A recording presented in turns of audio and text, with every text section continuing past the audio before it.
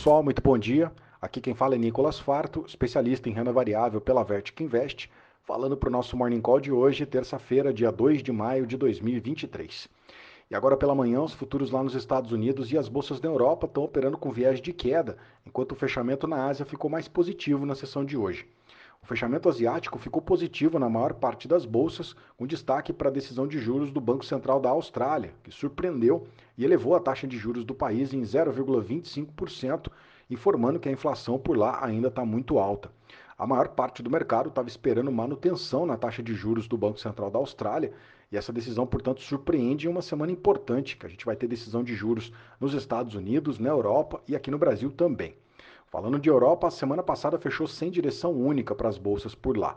Falando de indicadores, primeiro, o PIB lá na zona do euro cresceu nesse primeiro trimestre de 2023 0,1%, em linha com o que o consenso já estava esperando. Já lá na Alemanha, o PIB desse primeiro trimestre ficou estagnado e ficou abaixo do esperado. Do lado positivo, os balanços de alguns dos grandes bancos lá na Europa, como o Deutsche Bank e o Barclays, que vieram acima do esperado, acabou ajudando a manter algum grau de otimismo nas negociações por lá. Na sessão de hoje já saiu a inflação da zona do euro, o CPI, que veio acima do esperado e reforçou a expectativa de novas altas de juros pelo Banco Central Europeu. Indo para os Estados Unidos, a semana passada por lá ficou mais positiva. Lá em Nova York, o Dow Jones acumulou alta de 0,86, o S&P acumulou uma alta de 0,87 e o Nasdaq fechou com uma alta de 1,89% no acumulado da semana. A temporada de balanços por lá ajudou a animar os investidores. As grandes empresas de tecnologia reportaram seus balanços com números melhores do que o esperado. Na parte de indicadores macro, a inflação que saiu na semana passada veio com um aumento em linha com o que o mercado já estava esperando, mas voltou a preocupar. O mercado por lá segue precificando uma alta de 0,25% de juros ainda nessa semana. Já com relação ao PIB americano no primeiro trimestre desse ano, o número veio abaixo do esperado e reforçou a tese de uma eventual recessão lá nos Estados Unidos ainda no final desse ano. Do lado corporativo, as ações do banco First Republic Bank sofreram novas quedas e obrigou o FDIC a tomar o controle do banco na tentativa de buscar uma recuperação para a instituição. Com isso, as ações do First Republic Bank agora se tornam o segundo maior banco americano a decretar sua falência. Né? Bom, durante o final dessa semana, saiu aí o anúncio do JP Morgan, que arrematou a compra da parte maior aí desse banco, e com essa movimentação, o risco sobre o sistema bancário americano voltou a ficar no radar dos investidores. Ontem, lá na sessão americana, o fechamento foi misto. O S&P fechou com uma alta de 0,04%, Dow Jones fechou com alta de 0,14%, enquanto o Nasdaq ontem caiu 0,11%. Na agenda dessa semana, o grande destaque vai ser a decisão de juros que vai sair na quarta-feira. O consenso, como eu já disse, é de uma nova alta de 0,25% e, portanto, a taxa de juros por lá deve ficar entre 5 e 5,25 ao ano. Bom, antes disso, hoje ainda vai sair o relatório de emprego JOLTS, que fala sobre o mercado de trabalho, que tem sido o grande fator aí que pode influenciar o tom do comunicado da decisão de juros do Fed nessa quarta-feira.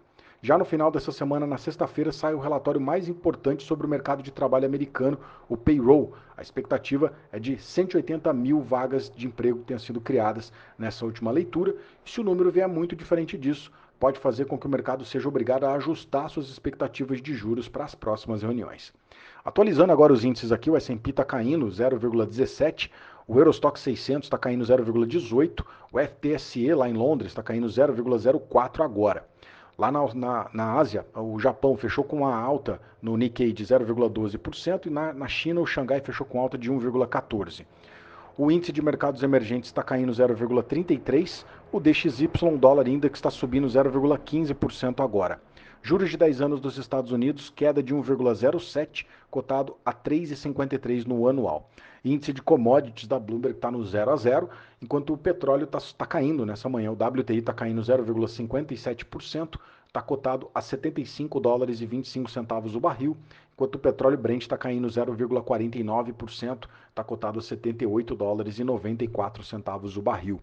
O petróleo está operando em queda, está pesando mais no preço da commodity o receio de queda na atividade americana do que a expectativa de aumento pela demanda chinesa.